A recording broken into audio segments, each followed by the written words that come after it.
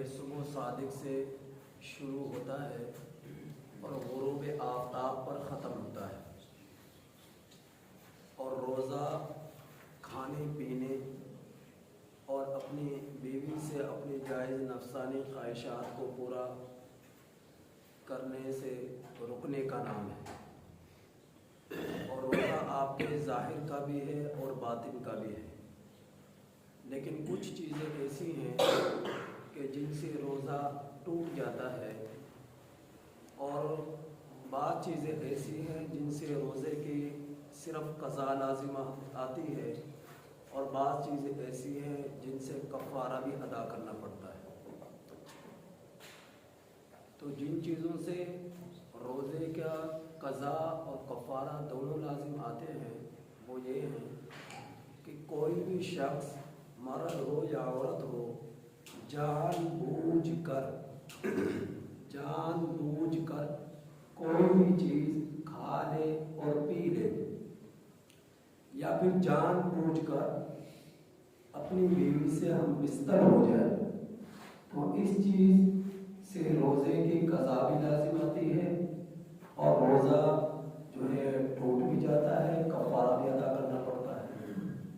یا اسی طرح پر جو کا کفارہ ہوگا وہ یہ ہے کہ 2 مہینے کے لگاتار روزے رکھے۔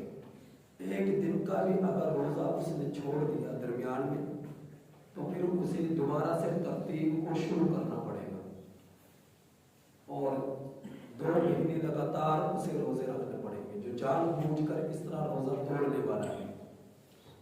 اور اگر کوئی عورت ہے وہ اپنے روزوں کے جو ہے کفارہ ادا کر رہی ہے تو درمیان میں جو ناپاکی کے ایام آ جاتے ہیں ان کی وجہ سے اس عورت کی ترتیب پر کوئی فرق نہیں پڑے گا۔ جب وہ ایام ختم ہو جائے تو جتنے روزے اس سے پہلے رکھے تھے ایام ختم ہو جانے کے بعد اسی سے آگے سے ترتیب اس کی شروع ہو جائے گی عورت کی۔ اور پھر ایسا ہے کہ اگر روزہ نہیں رکھ سکتا تو پھر وہ 60 مسکینوں کو کھانا کھلائے، 60 مسکینوں کو وہ کھانا کھلائے، اور پیٹ بھر کر کھانا کھلانا مقصد ہے صبح اور شام 60 مسکینوں کو۔ اور اگر ایسا بھی نہیں کر سکتا تو ایک ہی مسکین کو 60 دنوں تک کھانا کھلائے صبح اور شام پیٹ بھر کر، یا غلہ اناج دے دے۔ اور یہ تو ہے کفارہ جو 60 مسکینوں کو کھانا کھلانا یا 60 دنوں کا روزہ رکھنا تسلسل کے ساتھ، یا پھر 60 مسکینوں کو ایک دن میں کھانا کھلا دینا، یہ ایک مسکین کو 60 دنوں تک کھانا کھلانا۔ یہ جان بوجھ کر جو روزہ توڑنے والا ہے، جان بوجھ کر روزے کی حالت میں اپنی نفسانی خواہش اپنی بیوی سے پورا کرنے والا ہے، اس کے لیے یہ قضا اور کفارہ دونوں لازم آئیں گے، گناہ جو ہے وہ الگ ہوگا۔ اور اگر کوئی شخص جان بوجھ کر نہ کرے بلکہ یہ روزہ نہ توڑے، غلطی سے ایسا ہو جائے، غلطی کا کیا مطلب، پانی وضو کر رہا تھا پوری کی اور پانی خود بخود حلق سے نیچے اتر گیا، یہ غلطی ہے۔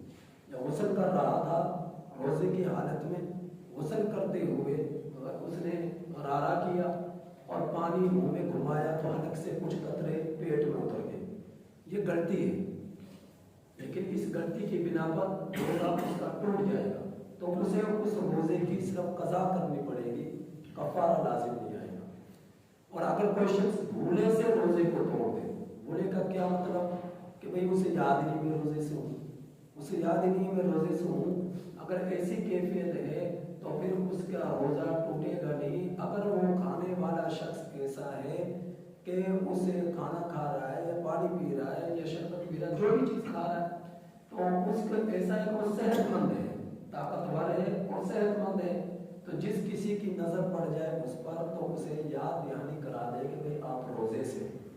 اور اگر کوئی شخص ایسا ہے کہ جو کمزور ہے اور اس نے بھولے سے کھا لیا پی لیا تو پھر اسے یاد نہ کرانا بہتر ہے کہ یاد نہ کرائے کہ یہ اللہ کی طرف سے اس کے لیے مہمانی ہے اور اللہ اسے کھلا رہا ہے، اسے خود یاد آ جائے تو کھا لے۔ اور اگر کوئی शख्स रोजा जान बूझ कर रखे ही ना रोजा, तो उसे चाहिए कि लोगों के सामने खाए पिए ना सरेआम। तो ये शायर इस्लाम की बेहुरमती है। तो इमाम और काजी को चाहिए ऐसे शख्स को कि सख्त से सख्त सजा ऐसे शख्स के लिए जारी करे जो सरेआम लोगों के सामने खाना पीना करे। ये रोजे की जो है बेहुरमती है, माह रमजान के तकद्दुस को तार पामाल करना है। इसलिए इमाम को काजी को चाहिए इस शख्स से इसको या तो कैद में डाले या इसको सख्त सजा दे। तो रोजा जिस चीज से टूट जाता है, आंख में दवाई डाले नहीं टूटेगा, आप अपने जो है कान में दवाई डाले नहीं टूटेगा, लेकिन कान का पर्दा अगर नहीं है, किसी का कान का पर्दा फटा हुआ है और उसने दवाई डाली तो वो दवाई सीधी उसकी हलक से पेट तक पहुंच गई तो इससे रोजा टूट जाएगा। तो अगर पर्दा है और दवाई डाली तो उससे रोजा नहीं टूटेगा। आंख में दवाई डाली, चाहे आपको उस दवा का असर जैसा सुरमा आमतौर पर लगाते हैं तो बलगम और थूक के जरिए वो सुरमा बाहर भी आ जाता है, तो उससे भी रोजा नहीं टूटेगा, कोई फर्क नहीं पड़ेगा, चाहे जायका आपको मुंह में महसूस हो। और इसी तरह पर कोई आपकी दाढ़ में कोई लुकमे के जर्रात खाने के अड़े हुए थे, वो इतने थे कि एक चने की मिकदार से कम थे और वो अंदर ही हलक से नीचे उतर गए तो उससे रोजा नहीं टूटेगा। हाँ, अगर वो जर्रा आपने मुंह से बाहर निकाला और फिर उसे पेट में लेकर चले गए फिर उससे रोजा टूट जाएगा। इसी तरह पर किसी को उल्टी आती है, के आती है, तो के देखा जाएगा जानबूझकर इसने की है या बगैर इसके यानी कि इरादे की वो आई है। तो अगर बगैर इरादे का है, चाहे मुंह भर कर आए, उससे रोजे पर कोई असर नहीं पड़ेगा। और अगर थोड़ी आई है या मुंह भर कर आई है और उसने उसे निगल लिया, जानबूझ कर ली, यानी बगैर इरादे की वो आई थी और इस तरह निगल लिया, उससे भी कोई असर नहीं पड़ेगा। लेकिन जानबूझ कर के की और उसे फिर निगल लिया तो उससे रोजा टूट जाएगा। इंजेक्शन लगाने से रोजा नहीं टूटता, ग्लूकोज लगाने से रोजा नहीं टूटता, ड्रिप वगैरह लगाने से रोजे पर कोई असर नहीं पड़ेगा। और इसी तरह ऑपरेशन पेट और दिमाग के अलावा पूरे जिस्म के किसी भी जुज का ऑपरेशन कराया तो उससे भी रोजा नहीं टूटेगा। हाँ, पेट का ऑपरेशन हुआ या दिमाग का ऑपरेशन कराया तो इससे रोजा टूट जाएगा। या दवाई ऐसी जो मुंह के रास्ते के अलावा किसी और रास्ते से अंदर पहुंचाई लेकिन वो दवा पेट तक नहीं जाती या दिमाग तक नहीं जाती, उससे रोजा नहीं टूटेगा।